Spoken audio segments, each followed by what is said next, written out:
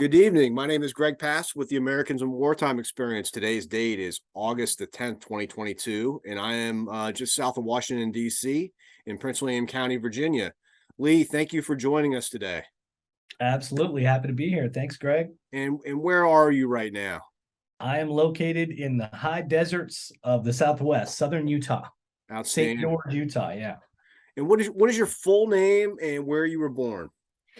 So it's Lee Lawrence Kelley III.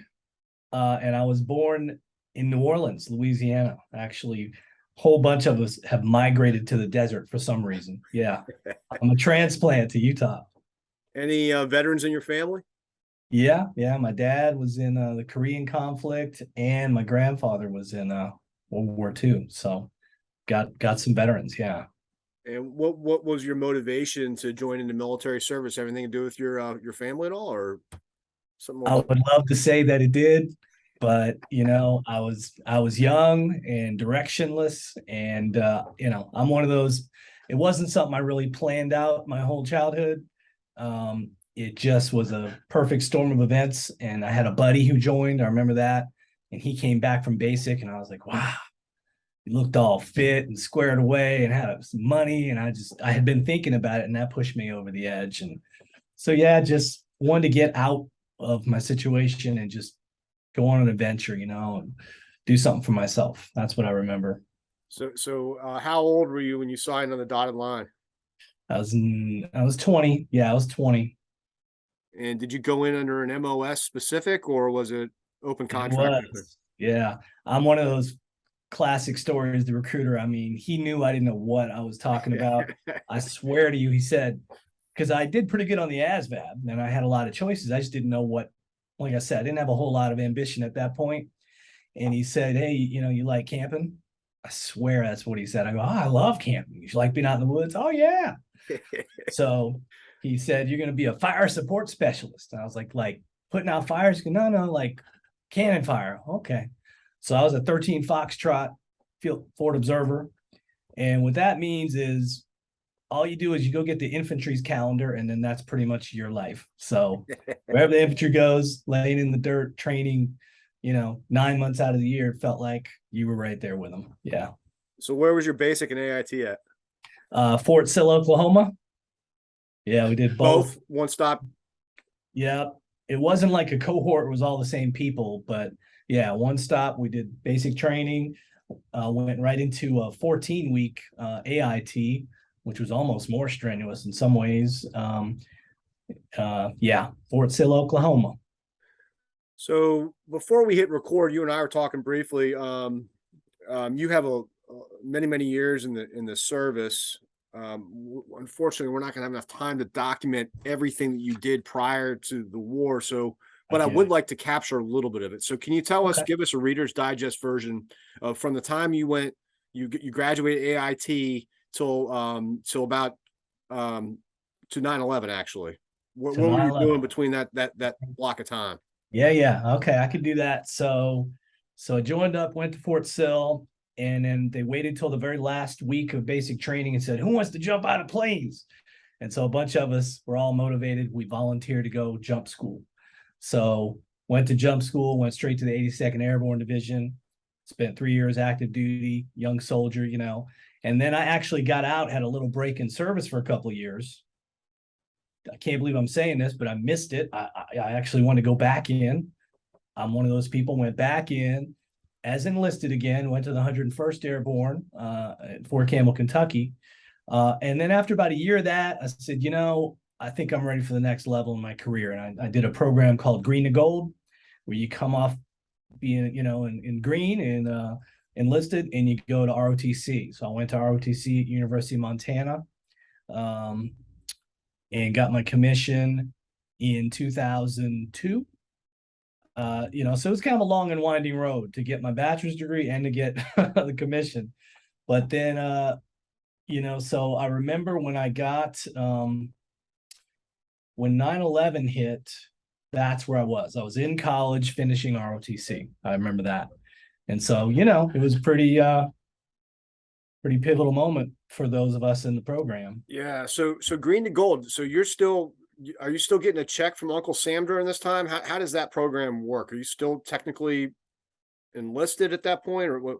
It's weird. It's like you're in cadet status when you're in ROTC, and as a cadet, they say you're an E5. You get paid for drill, but you're not. You're not a sergeant. You're like an outlier. You're a cadet. You wear this little round. It's like a weird non-rank thing. So it's like if you're in ROTC, at least the way we did it, you're pretty much expected to also be in the National Guard. So you're still drilling, Gotcha. but you're in Makes this sense. weird status where you don't really have a rank. You're not an officer yet. You're shadowing the officers, Uh-huh. but you're kind of treated as an E5 in terms of pay and stuff. Yeah. Gotcha. All Yeah. right. So do you remember where you were when you heard about the attack on 9/11? I do. I remember I was living in, it was a short time during college, long story, but my scholarship ran out. Went back home for 2 semesters. So I was in New Orleans, living in Belle Chase, Louisiana, and I remember getting up, and my neighbor came running out, and she told us, I think we didn't have a TV or something at the time. Purposely, we're like, we don't have a TV, and she said, "Come see." And we all went into her apartment and started seeing the footage. But it was so surreal, right? I had to get to class, so I was kind of in, like everyone, I was in shock. I just got in the car, started heading to class, and it just kept hitting me. It's on the radio, right when it all hit the news. I walked into class. I remember it was an English class, and I walked in, and the mood was really weird. And the professor comes in, he goes, I just can't be here. Just leave. People were just leaving. No one knew what to do. So I went right back home, and just spent the day in the morning reeling from the trauma of just the violence we were seeing on the TV. It was crazy, man. Crazy. Did you have a sense that you would probably become involved in military operations in the future based on what you were seeing? I did, because you got to understand, when that happened, I was within a year of getting my commission. And as soon as I got my commission, right, things were still right, went straight to signal officer basic course. So now I'm 6 months with all these other lieutenants. Now we're officers, and it's time to start getting our assignments. So it was a daily topic of conversation. We all felt it was inevitable. And I think most of us that were there did deploy, most of us multiple times. Yeah. There was a sense of that. Yeah. So what happened in the time frame between 9/11 and you finding out you were going to be deployed to Iraq? Yeah. So I, like I said, got my commission, and I was in the National Guard at that time. So I'd come back to Utah, where my wife at the time lived. So we're in Salt Lake City, and I'm in the Utah National Guard. And when you're in the Guard, right, people think it's 1 week in a month, 2 weeks in the summer, unless you're on orders, right? So I was on what's called full-time orders. So I was in the Guard. I was like an acting commander of a company. They were deployed already, and just had some initial roles as a young lieutenant, but I was on orders full time. So I was working in Salt Lake doing that. And that's pretty much what I was doing. Few other odd jobs, but I found a sweet gig, on orders in the Utah National Guard. And that's what I was doing when I got the word. So what unit were you with when you deployed overseas? So it was actually kind of an interesting story. I was with one unit. It's called the 145th Field Artillery. I was the S6, or the communications officer for that battalion. But this colonel got, the adjutant general told this Colonel Rich Miller, and said, "Hey, you're taking the Triple Deuce." It's like this famous unit here in Utah called 2nd of the 222nd Field Artillery, the Triple Deuce, the Golden Boys. And they got a long lineage and history. And anyway, they told Colonel Miller, "Build your team, right? You have the pick. You can go across the state and build your staff and build your team." And he came to me and asked me, I kind of got voluntold, you know what I mean? It was like, "Listen, I know you. I want you to be my S6. And at first, honestly, my emotional reaction was, my unit's going to get deployed. I got to go with my guys. I was a little bit like, but I got over that pretty quick. And he's like, "Look, we're going. I need, you're going to be the S6. So kind of got, voluntold. I went with a unit that wasn't quite my unit, very close adjacent to it, but it wasn't technically my unit. I didn't know anyone. When I went with the Triple Deuce, I think I knew one person when I first showed up at the airport that day, at the armory. So when would this have been that you were deploying? So we left in January 2005. January 2005. Okay. 6 months in pre-combat training in Mississippi, Camp Shelby, Hattiesburg, Mississippi, and then 12 months boots on the ground. Back then, it was 18-month deployments. Oh, wow. Yeah. All right. So keep in mind that somebody watching this video may have never been in the military. Yeah. Can you talk about what field artillery is all about? Yes. Basically, field artillery 101. What type of equipment you guys are using, the weapon systems, stuff of that nature, and your role in that big picture. Absolutely. Okay, so what field artillery means to people that don't know, and believe me, I didn't know either. It's the big old huge guns you see. They look like, almost like tanks, or they're called howitzers. They'll pull them behind on a trailer. Those big huge guns, mortar looking type of things, right? And back in the day, they would sit right on them and straddle and pull a string. Now the technology's gotten better, so it's like howitzers and paladins, and it almost looks like a tank, really, but it's got a huge, artillery gun on it. And what artillery is basically for, it's called indirect fire, right? So in a battle, you got people shooting, and then you got people that can shoot from far away, and that's really what it's called. Raining thunder. Some of the fun, terms they use, because you don't have to be right there looking at the enemy. You could be quite a ways away, and using all kind of math and technology, you can put iron on the target, is how they used to say it. So that's what the field artillery is. And even as enlisted, I was a Fort observer. That's what a Fort observer does. They used to say back in Vietnam, Fort observers had a very short lifespan, because you're right up at the front lines and you're looking at the enemy, and you're on your radio calling back to these big guns, giving them coordinates and where to shoot. So, it's a pretty intense job. It's evolved a lot. And if you want, we can talk about how that worked in Iraq.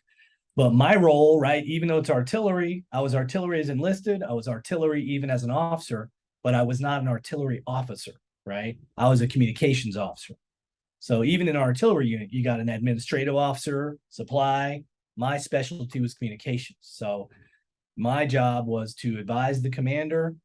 I oversaw about 20 soldiers, all communications experts, and I would take the commander's intent and try to, optimize the resources we had. And my guys, they really did the work and took care of all the communications for about 600 people. We're talking, I don't know if you want to get into Iraq yet, but that's where we stood right before we left. That was my role. All right. So, were you married at this time? Yes. Yep. I was married at the time. 2 very young kids. They were 1 and 3 when I left for 18 months. Yes, sir. First deployment after marriage? Yes. So how did that go over with the family? You mean in the long run or in the beginning? In the beginning. It was tough. It was tough. Yeah. I wrote a book called Fire in the Night, and it talks about that experience a little bit. And that book was essays about my experience in Iraq. And I say it kind of felt like it was a lot to read those orders to my wife. It said, you are to be deployed for a period not to exceed 544 days. And I'll never forget reading that. She was like, say what? How long is that? I was like, yeah, it's a year and a half. Do the math. That's 18 months. So it was very difficult. The kids were so young, they didn't get it. They had no clue what was going on. They were 1 and 3, so yeah, that was tough. All right, so here you are. You're off to war. How did you get to Iraq? Did you guys take commercial and then jump on a military plane, or how did that work? Yeah, you know how it is. It was like planes, trains, and automobiles. We started, I remember, at the small airport in southern Utah, Cedar City Airport, and you're from one small plane to a bigger plane, and it was pretty much commercial, to Kuwait. Yeah, pretty much commercial. Well, actually, remember we went to Camp Shelby first, so we all planed and bused to Mississippi, spent 6 months there training. But you want to talk about when we actually went into Iraq? Yeah. Yeah. right, so there we are, and yep, big old cargo, not a cargo plane, it was commercial to get us into Kuwait. And then you get to Kuwait and it starts to get real. It's like this huge international staging area, and you see, and that's where they go, okay, right, that's when you get your ammunition, everything gets kind of real. And I like to used to joke, customers, there's no customer service after that point. There's no one, can I help you with your bags? It's just, dragging your stuff wherever you got to go. And it's just a very different, you're in a combat environment. So, maybe I missed it. What month would this been that you landed? I mean, that you, So when we hit, it was May 2005, right around May, June 2005, started the 12-month clock. Yeah. any memories of, your first time boots on the ground, weather, environment, anything like that? Yes, yes. I was on what's called an advanced party. Okay. So here we all staged in Iraq. There's like 600 of us, and most of the battalion was convoying across Iraq into, by the way, we didn't find out till we got on the bus to start heading to Iraq, or at least they didn't tell us, probably for good reason, where we were going.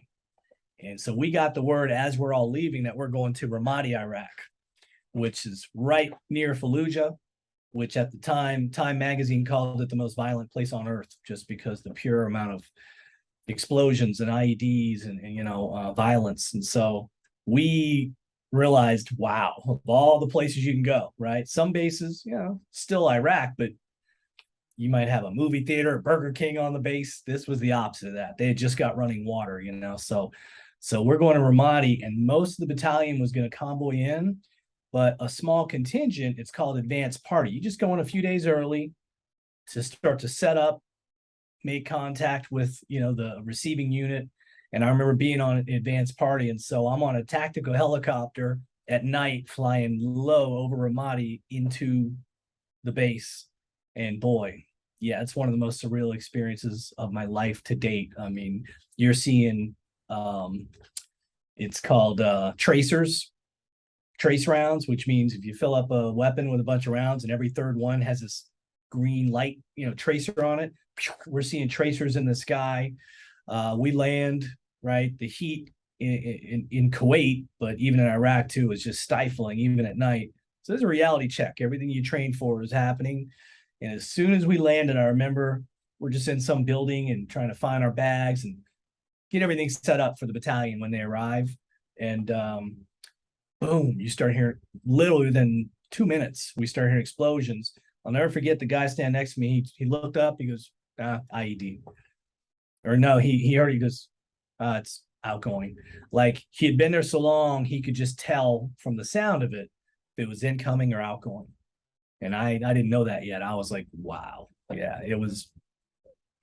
that's my most distinct memory of the 5 minutes after I hit the ground. Yeah. So it got real quick. Yeah. So, Yes, so what division are you supporting at this point? That's what was really cool is, right, so we're 600 people from Utah. We got put into the 2nd Brigade Combat Division out of Pennsylvania, which actually was a conglomeration, I think, of like 23 states. So National Guard troops from a bunch of different states got lumped under the 28th Infantry Division out of Pennsylvania. And what's really interesting is then they took and attached like 3,000 Iraqi army troops to us. So we just kept growing and growing. And then this was a new one for me. We actually got operationally attached to under the Marines. We really worked for the Marines, which was weird because Marines, if you know anything about Marines, they're not into their patches. They don't wear patches like the Army does, but they have them because they gave us the patch. It was the second Marine Expeditionary Force, the 2nd MEF. And we'd walk around base and we'd get kind of dirty looks for the patch. Look, I don't know what to tell you. That supply sergeant gave me the patch, told me to wear it. It was weird. We were actually attached to the Marines, the whole brigade combat team. Yeah. And you were wearing their patch? Yes, combat patch. I've never heard that. That's weird. It was so weird.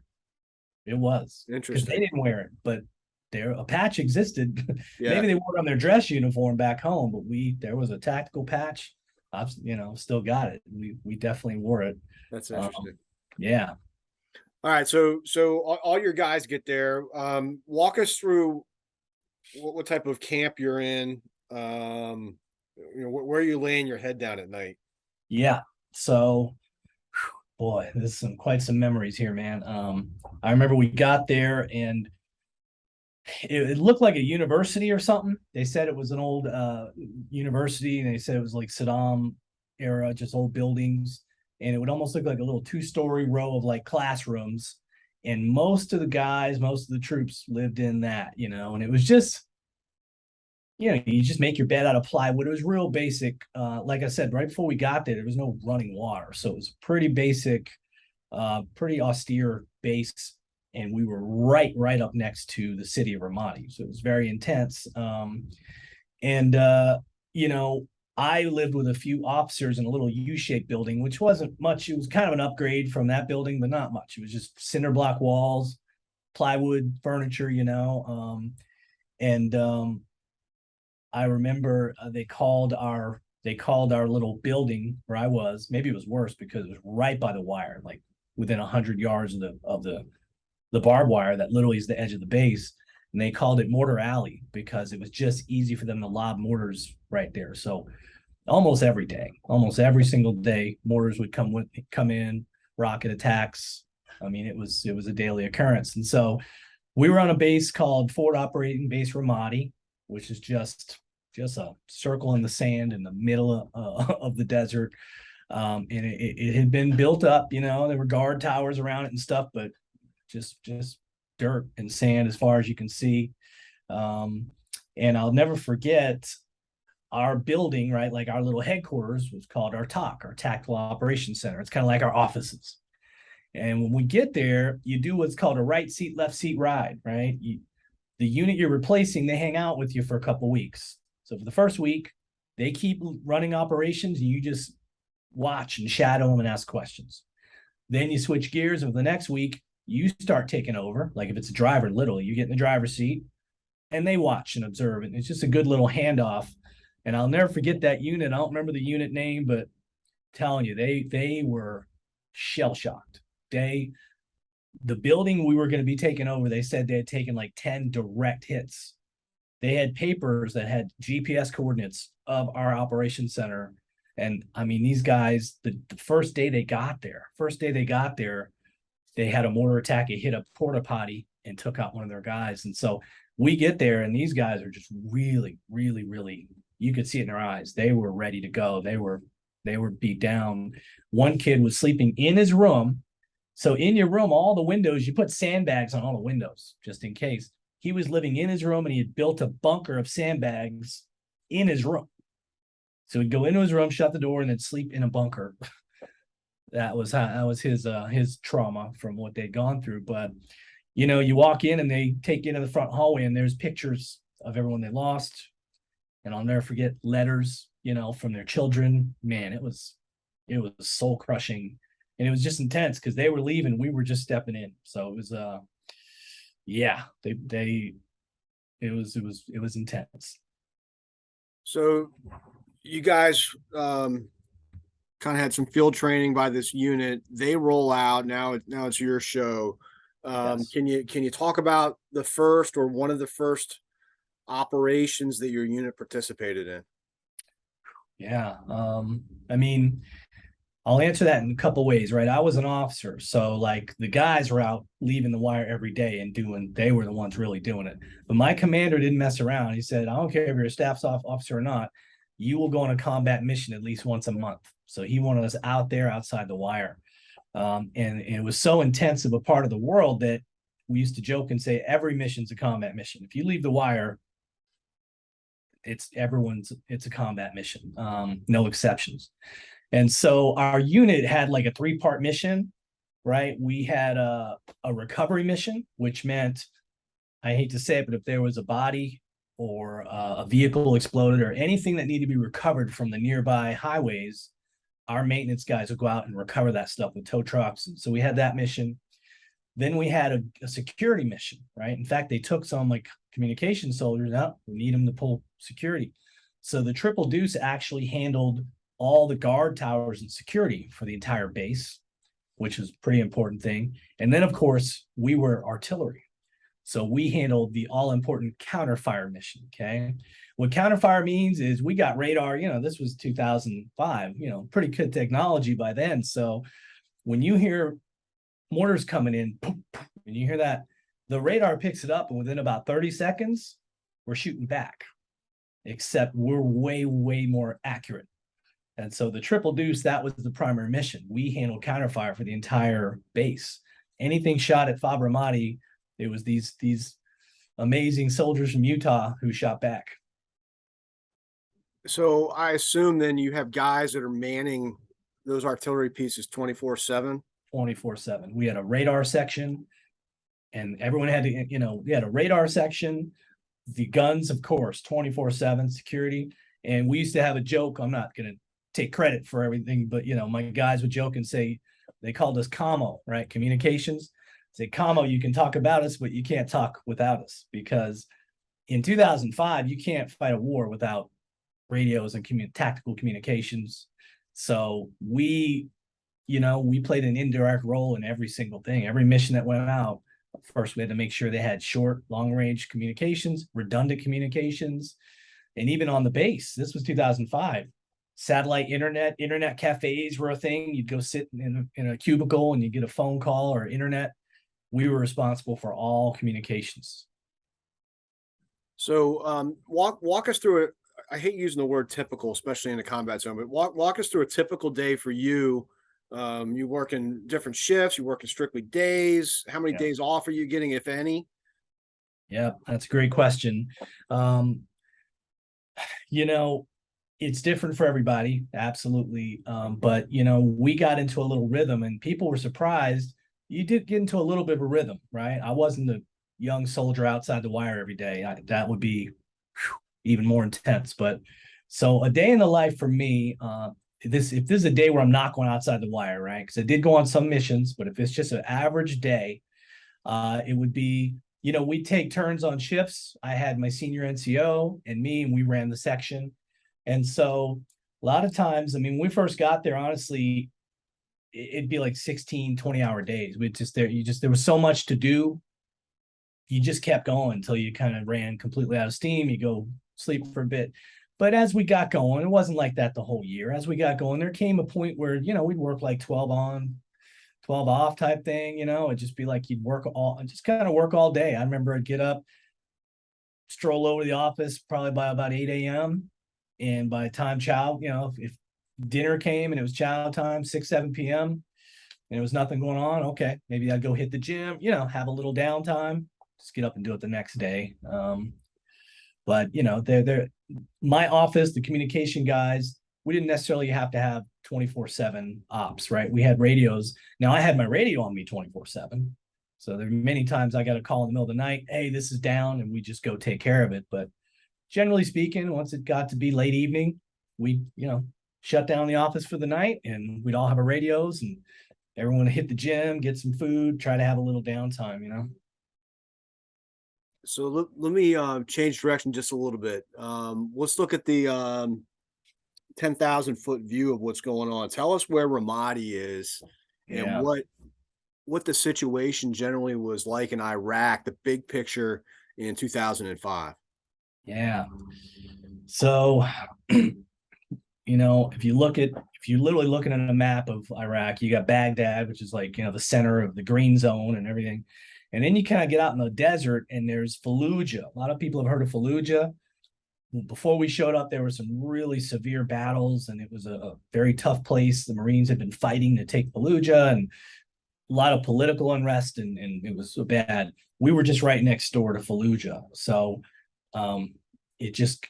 that came up in a lot of conversations. And so at this time in 05, 06, for whatever reason, like I said, Time Magazine had an article, and they said they called Ramadi the most violent place on earth in that exact year. Where there, that movie about Chris Kyle and stuff, he was there during that time. Some of my guys met him and stuff.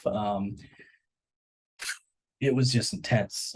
Every single day, like, you go to brigade headquarters, brigade was in chart, right? All these like 3,000 people, Iraqi troops, all of them. I think in 12 months we lost 86 people. So every single week you'd go to brigade, there's more pictures on the wall, you know. That's how 86 people out of your brigade? Wow. 12 months. Damn. I mean, the first week there's like two things on the wall. By the time we were about to leave, it was just rows and rows and rows. It was very, very violent. And I mean, I don't want to get, you know, too descriptive here, but like really bad, like vehicle-based IEDs and young men coming up to our gate in a car, and basically terrorists went to their house and said, if you don't do this, I'm gonna kill your family. And we even had a couple come up to the base. Here's a 19-year-old Iraqi kid, and there's a 19-year-old young kid from Utah in the guard tower, and they get an interpreter and run up. He says, I don't want to do this. I don't want to do it. And so they have to figure out how to, defuse the bomb, get in the bomb experts. But here's the thing. Guess how you blow up the car? You just take your hands off the wheel. It was wired that all you had to do was let go. And so can you imagine the stress of these young men? So that's the kind of situation we get.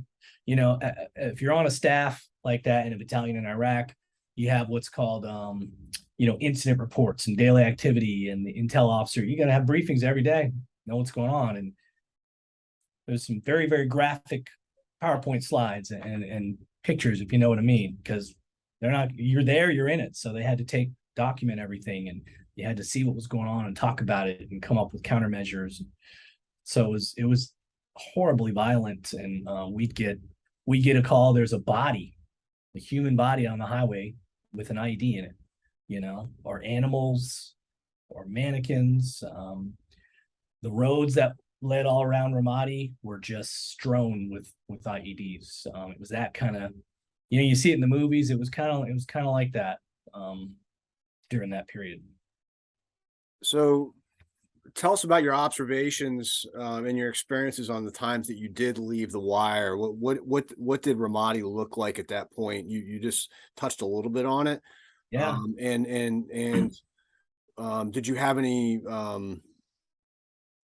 encounters with the civilian population when you were out there, and how did that go?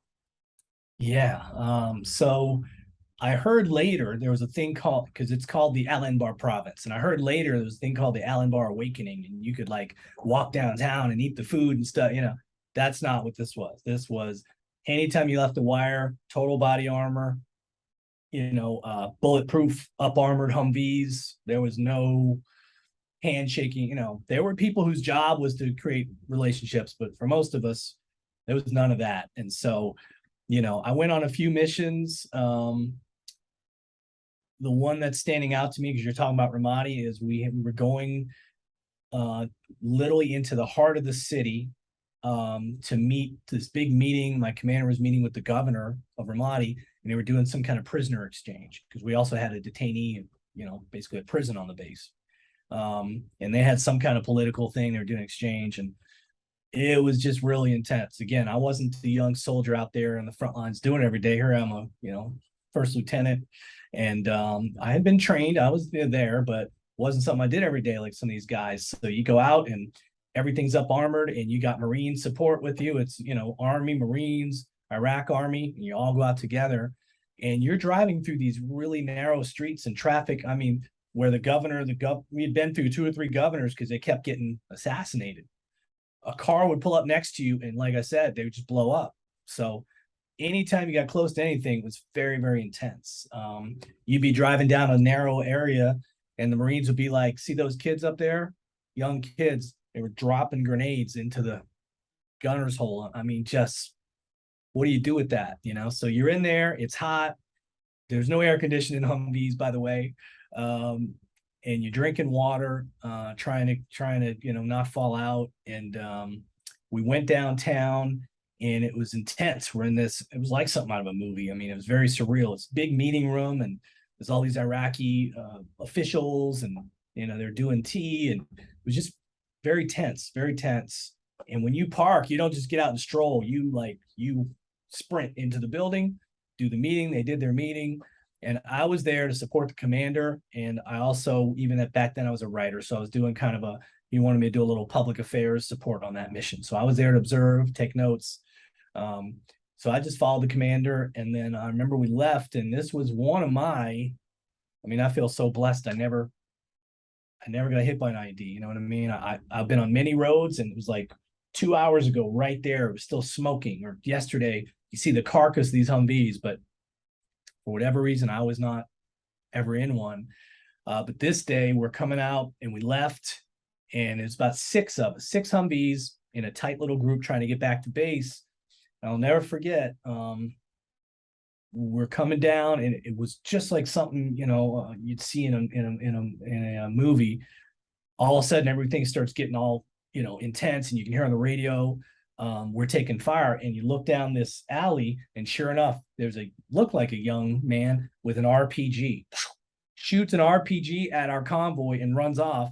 And this thing comes, it probably missed our Humvee by like, I don't even know how many feet, but by 2 vehicles distance, and explode into this wall. And so the gunner in my actual Humvee turns and machine gun fire trying to take out the enemy.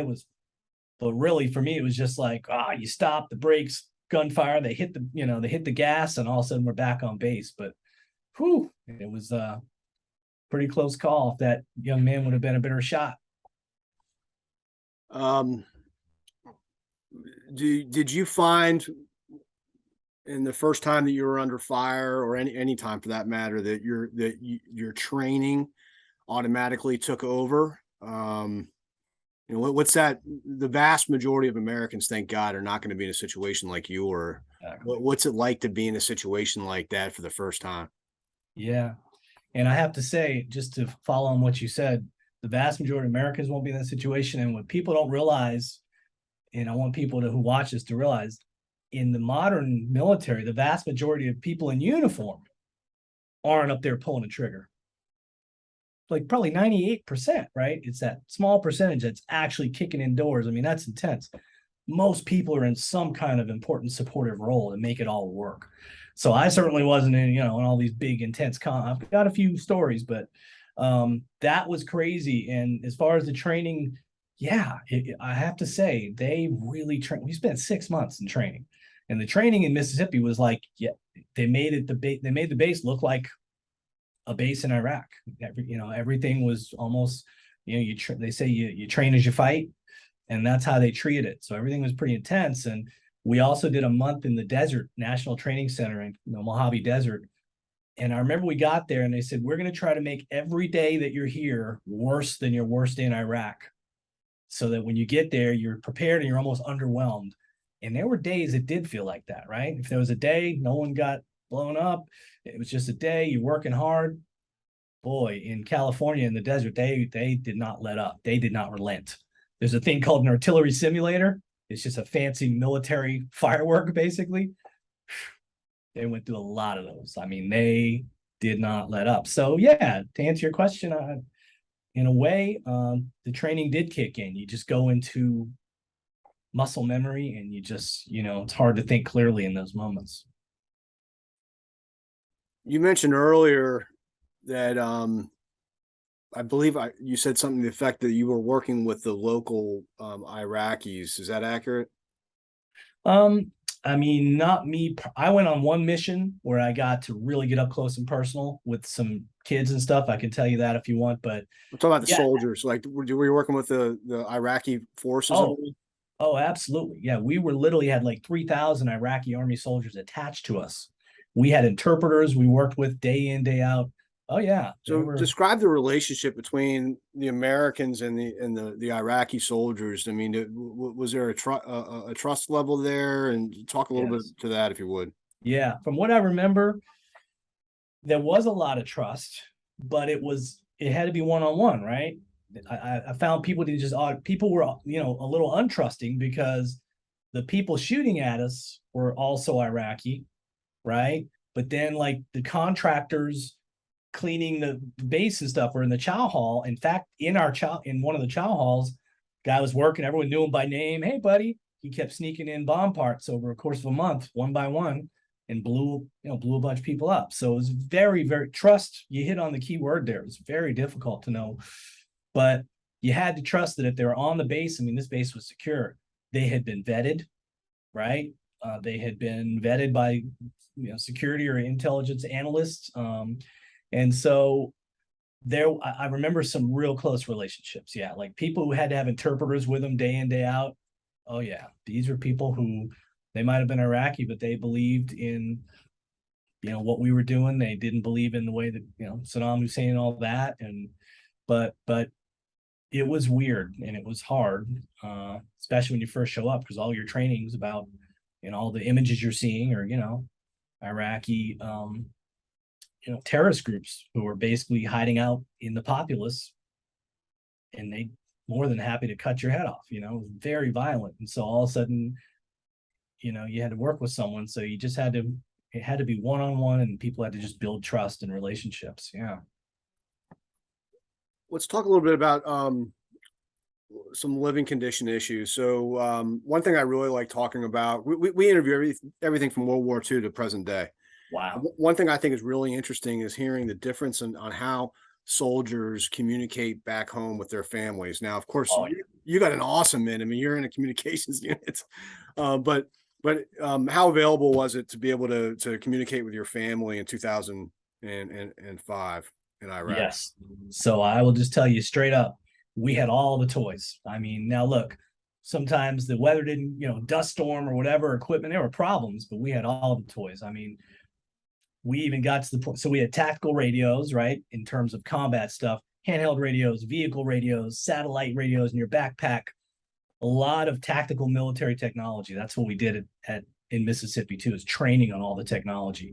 We had a thing called Blue Force Tracker back then. It was these satellite antennas on all the vehicles, and you could sit at a computer and, like a video game, see all the Humvees across Iraq. Like, the technology was really taking off at that time.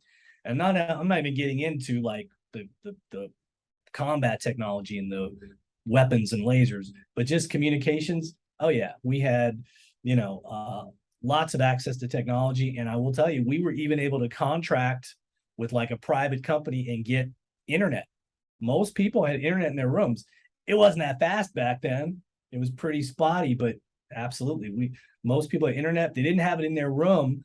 We ran what's called an internet cafe. That was a thing back then. It was a room my soldiers maintained. You walk in, you sign in, you get a half hour on a computer. You can go on the internet, go in the back. There's phones. You can make phone calls. There was even a thing called Armed Forces Network, AFN, I want to say. And there was a bunch of old TVs around, and we could pipe in some basic TV stuff. This is before streaming television, but so we had our creature comforts, and it certainly wasn't, it was a time, 05, there was a lot of communication technology, and it was really taken off during that time. Well, I'm assuming there's some rules and regulations about what can and cannot be said to family. Big time. Absolutely. Yeah. There was a lot of briefings about that, a lot of talk about that. I even remember one time helping, I used to do public affairs stuff. I'd help with the newsletter. And so I remember one of the commanders asking me just to help him write something.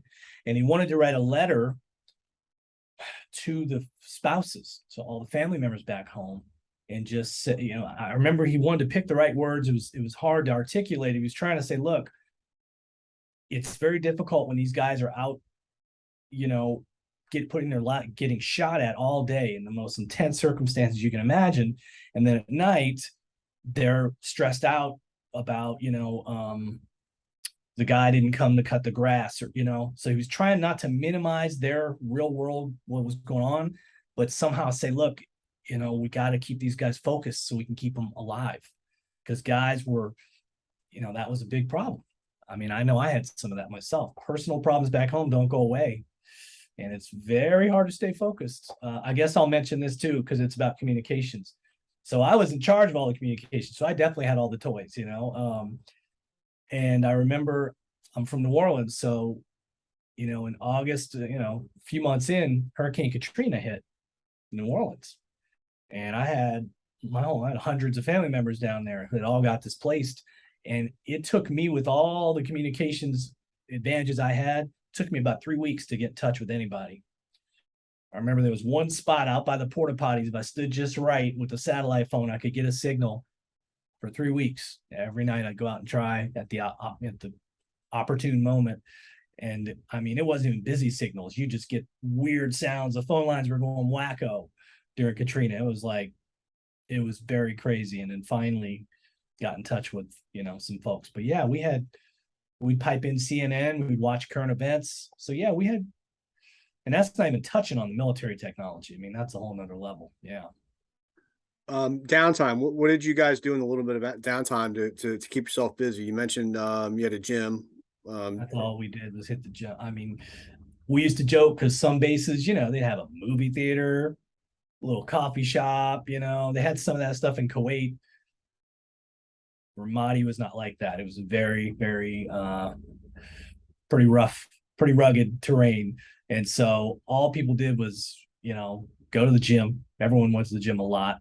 And the gym was pretty awesome. They had a gym, they had a little music, they had a drum set. I played drums. You could go up and say, you could rent the drumsticks and go play the drums, get some stress out. There's a basketball court in there, and game room and stuff. So people tried to decompress as much as they could, but it was pretty much either go to the gym or you're hanging out with your buddies, watching a DVD or watching a movie or something, wasn't a whole lot of other choices. So you were a O2, you said at the time I was an O2. Yeah. All right. So, not a lot of people have the career path that you had where you were enlisted and then go commission. Can you talk a little bit to the benefits? Yes. And did that give you a little bit of street cred with your guys? Yeah, I was going to use that word. It did give me street cred. It's called prior service, and they go, "Oh, you prior service, sir?" It kind of immediately goes, "You walked in my shoes. You know what it's like to have some officer basically, telling you what to do." And so I definitely was very aware of that. And I saw it as a huge advantage. It wasn't a plan, I just did it. When I first decided to go ROTC, people would tease me. They call it going to the dark side, because everyone knows. I'm not going to say officers don't work hard or anything, but everyone knows the enlisted, that's who gets the job done. The NCOs are the backbone of the military. Everybody knows that. But officers obviously have an important role. They work very hard too. And so, all my guys, of course, knew that. Because I told you I showed up, I didn't know anyone. So as soon as they were like, "Oh, okay, you ready to take an airborne, your prior service?" Okay, all right. I think that helped me to build trust. I still had to earn their trust, but I think that helped. And then, I used to say, I didn't make this up, someone taught me this, but I'd say, I'm a BS filter, right? I'm going to take what's being handed down from the commander and higher up, and I'm not going to bother you with anything you don't need to hear. I'm going to filter it and just tell you what you need to know, so you guys can focus on the mission and try to, not overcomplicate this. And so, I imagine the guys appreciated that. I think so. Yeah, we were like a family. We were very, very tight. And I told you I was going through some personal stuff. Not only did Katrina hit, but at the time my mom was struggling with breast cancer, so they had to evacuate her from that situation. It was not good. So we all leaned on each other a lot.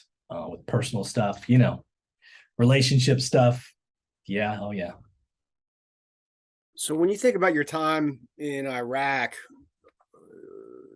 you have one or two memories that just jump out in front of you, whether it's something that's memorable, funny, frightening, Yeah. Any strong memories that pop in your mind when you think of your time there? I mean, honestly, there's a lot of them, but I'll just pick a couple that popped in my mind first. But yeah, I have a lot of those. Like all these years later, I'm still learning and unpacking from it all. But one was kind of going back to what we do for fun. I did just remember something. I wasn't the only one having problems. People were having issues with their girlfriend, their wife, people were stressed out. They're in a stressful environment and they're trying to their life back home. They're 8,000 miles away, and it's a weird feeling. And I remember in the chow hall, you could go eat and then you could take some stuff and put it in your pockets and kind of bring it back to your room. They had near beer, in the chow hall. And some of us back then, I still smoked cigarettes. And some of the guys smoked. And so those, were some pretty, those memories stick out. Just those little, an hour here, an hour there, when there was nothing blowing up, beautiful sunset or something, and you're, having a smoke with the guys or something and drinking a near beer and trying to pretend like things are normal for a few minutes. Yeah, that stands out. And then another one that always stands out to me is it was by far the coolest, one of the coolest things I've ever done, one of the coolest missions I went on for sure. And I remember there was a thing called school missions. For a while, everyone wanted to go on school missions. And I volunteered. I was like, I want to go to school mission. And it was weird because you had to spend like an hour and a half driving on those highways, which was never not dangerous, right? These were some of the most highways littered with IEDs in the world at the time. But they did some risk mitigation, and they had a plan. But what you do is you hop in a Humvee with a bunch of people, and all the spouses from Utah, all the families. I mean, I've never seen a community like Cedar City, Utah, that supports talk about support their military. And so they actually sent hundreds and hundreds of soccer balls, shoes, pencils, notebooks, school supplies, because there were kids out there who didn't even have shoes, And so the school mission was, you're going to go and deliver. It was a feel-good mission. Everyone wanted to do it. The chaplain was like, even though it was dangerous to leave the wire at all, people wanted to go do the school mission. And I definitely wanted to, and I got to go on one. And you get up in the morning and you have a briefing just like anything else. You treat it like a combat mission, and you just drive in these up-armored Humvees for a while. I remember we got to this little village, and it was weird because there was not a single male, no men. All the men were gone. We don't know where they were, but and then you'd see all these houses. They even have doors or anything on the houses. You just see the women kind of their shadow kind of in the door looking at us. It was just a weird feeling. And we went into the schoolhouse, and it was just very, real basic desks and stuff. A lot of the kids didn't have shoes, like I said, but they were in there and they had a whiteboard and they were trying to teach the kids and keep them some semblance of routine. And you just got to feel like the hero because, here we are with a huge truck full of soccer balls and toys and shoes. I mean, it was crazy. Once we started pulling out, they just went, it was just total overflowing joy for these kids. They're like, going totally crazy. Here's the Americans, with all the stuff. So it was kind of neat to be able to take the kindness and support from back home and share it with those kids. Speaking of kids, if you had a 17-year-old kid, 18-year-old kid, and he found out that you're a vet, and you say, "Hey, man, I'm thinking about enlisting or even becoming commissioned in the Army or any branch for that matter," what advice would you give them on how to be successful in the military? Yeah, well, that's a good question. I wish there was a way. When I talk to even my own, I have kids that age. Okay, so when I talk to kids that age, their big thing is they're like, I just don't want to get deployed to some war that I don't understand or is political, or they've seen all these wars and they're just kind of jaded by that. And I tell them, I get it, but you're not. It's not a political job. Being a soldier, being in the military, it's non-political. It's about being part of a team, being part of a family, and there's a huge mission. And unfortunately, someone's got to do it. If no one steps up and protects us, there's it might not be good. And maybe one day we'll get there. It won't be needed, but we're not there yet. And so I tell people, do your homework. I've actually gone to the recruiter with a few young teenagers and go, listen, let me go with you just to kind of protect you. Because recruiters, I'm not saying they're trying to swindle people, but they want to get you in there. And like me, I'm a perfect example. I swear to you, he said, do you like camping? I mean, that was I went and tried to find that guy. I went back when I got to leave. I was going to say, because now I knew what was up. I was going to say, wow, man, that's cold. He was gone. But he basically was saying, you could have got almost any job you wanted based on your scores. I'm going to have you pick a job. All my buddies would be gone the weekend. I'm out, out in the woods, which it is what it is. But so I would tell people, do your homework, really think about it, talk to a recruiter, talk to a veteran, get some advice, and really think through what you want to do. But to seriously consider it. I used to tell, I wish the military could do a program, maybe someone will do this one day, where I don't want to say I wish it was required. I'd almost wish it was required, but where every young adult just go serve 2-3 years, and if there was some kind of contract where it was like you're guaranteed you're not going to get deployed for just 2-3 years, then you can reenlist, and then the gloves are off. You're going if we need you to go. But for 2 years, maybe even just 2 years, because it's a win-win. You get the training, you get I mean, to me, the military is what it is. You go in, you have a job, you learn a skill. Some skills are great. If it's IT, you go do that when you get out. If it's field artillery, it's not really that transferable to any normal job. So it depends on your job, but it's all the intangible things that I think are totally invaluable. And I wish more young people would consider it, because I'm 50 years old now and I joined when I was 20, and I'm more grateful almost every day of that decision I made. I mean, it was a game changer for me. Just, you don't even realize at the time, but the patience, the discipline, you wouldn't believe it, but even things like mindfulness and rituals, and these things are part of military. It's the fabric of the culture. And at the time, you don't realize it, but these are things you can really, really use in almost every aspect of your life. And so I tell people, seriously consider it, do it because you want to do something for the greater good, but it's really going to hook you up. It could change your life, not to mention all the college money and everything else. I think it's a pretty cool opportunity. More young people should give it a shot. Let's talk about your homecoming a little bit. So you do your tour. Anything notable? Any memories about you and the guys coming home? Yeah, I don't want to sound like a pity party, but for me, it's very memorable because the marriage crumbled like a house of cards while I was there. I'm unfortunately one of those statistics. So, yeah, it wasn't like a happy homecoming with my bride type thing when I got off the plane. It was just all about the kids. So, oh my God, it was amazing. I mean, like I said, Cedar City, Utah. I mean, there was parades lining the street. I mean, they were not messing around. It was like a really warm homecoming. So we all landed in this small town, and we couldn't believe it. I mean, it's just the whole town was out. It was very touching and patriotic, and you can imagine. Then a bunch of us got back on the plane and flew up to Salt Lake City, where we were our home station. And yeah, I remember. It's cool. They have the fire engines out there, and they make a big, spectacle of it, and you feel pretty proud and accomplished and grateful to be home in one piece, and thinking about the people that didn't make it home. And then you see your kids and your family, and oh man, it's one of the most memorable days of my life, I'd say. You touched on this a little bit already, but I wanted to expand.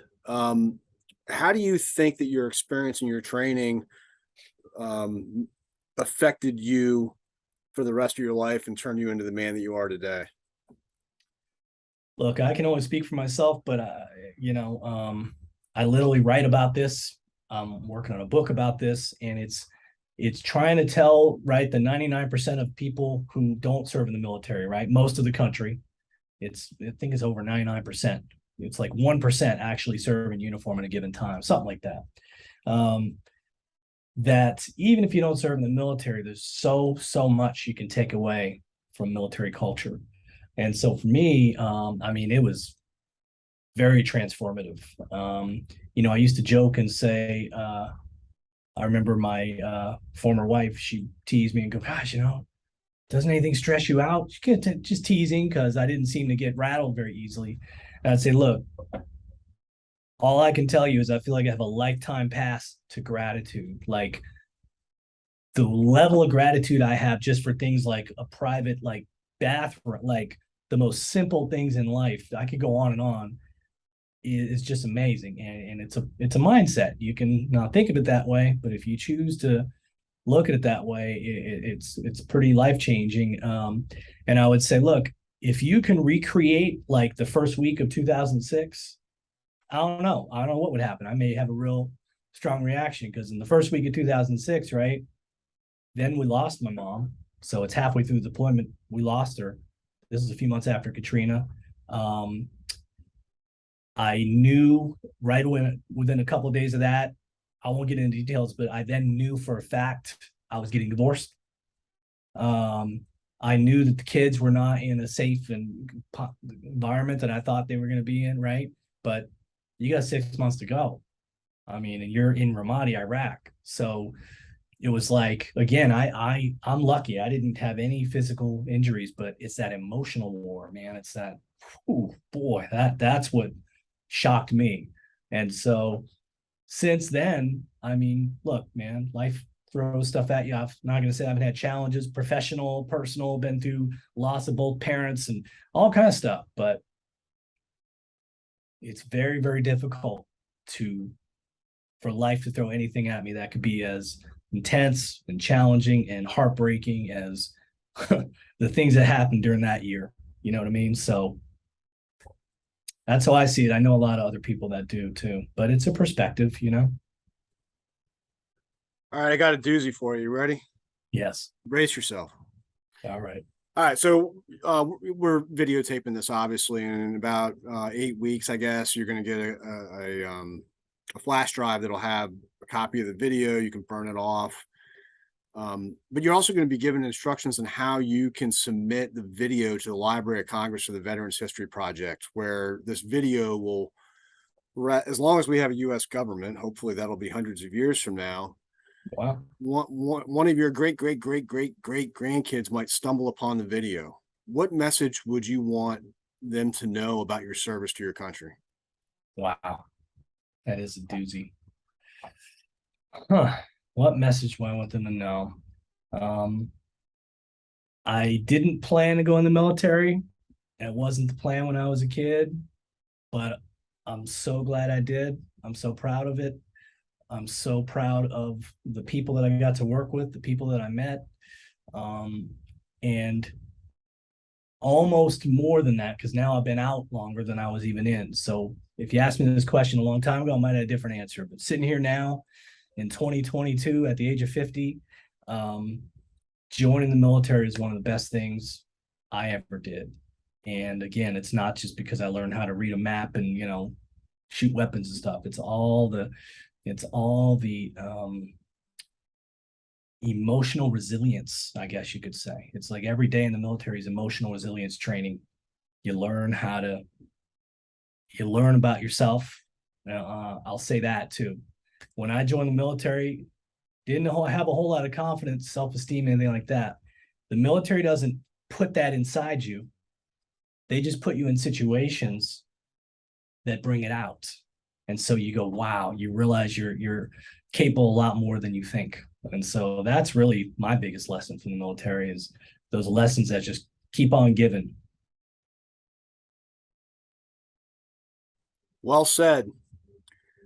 Well, on behalf of the Americans in Wartime Experience, I thank you for taking the time today to document a part of your story. And more importantly, thank you for your service to your country. It's been fun, Greg. Thank you so much.